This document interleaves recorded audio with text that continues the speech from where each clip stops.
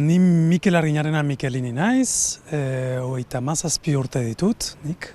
Sortzez Uruguaikoa naiz, Uruguain sortu nintzelako. Montevideokoa, zehazki, hiriburukoa bai. Baina aita dut altsazukoa, nafartarra.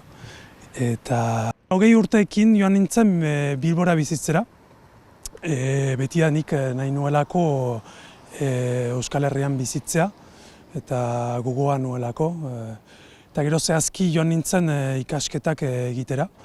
Berriz Uruguaira joan nintzen eta nire mutilaguna hemengoa denez, Baionakoa denez, momentu batean berak erabaki zuen hona etortzea eta ni jarraitu nion. Euskara han Uruguain ez zuen transmititu, aitonak bazekien, baina monak ez, eta ingurumean ez zegoen inork hitz egiteko. Aitonak hitz egiten zuen bakarrik behiekin, beraz zen raza. Baina hor zegoen, gero bera zendu zen, nik 8 urte nituenean, beraz ez genuen hainbeste partekatu. Baina nolazpait markatua izan ginen anaia eta biok, zenta aitak erabaki zuen hori. Anaiari jarri zion Iñaki izena, eta niri Mikel, beraz markatuak izan ginen.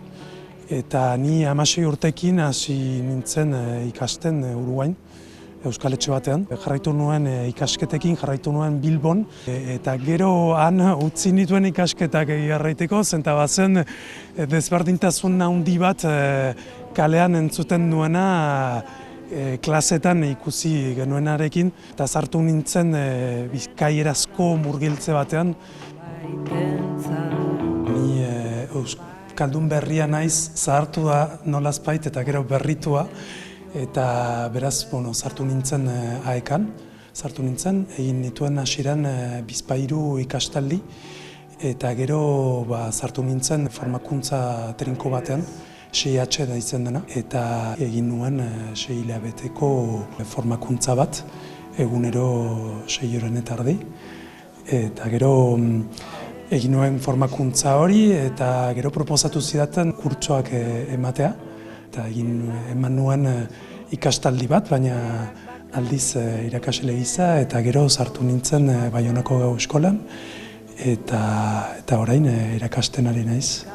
Jasota partekatzen, jaso dudana ere partekatzen, hori biziki polita da eta ukigarria.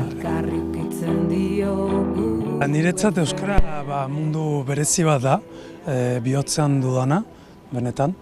Eta tipidanik beti ukan nuen gogoa euskara ikasteko. Beti zegoen nortasun zati bat, hor nortasun itsaso honetan, zenta aita itsasun sortu zen, eta aitonamonak, nafartarrak. Hara joan ziren, bizitzera, eta haien nortasun zati bat hemen geratu zen, eta beti egon zelako ere bai hizkuntzarekin lotuta.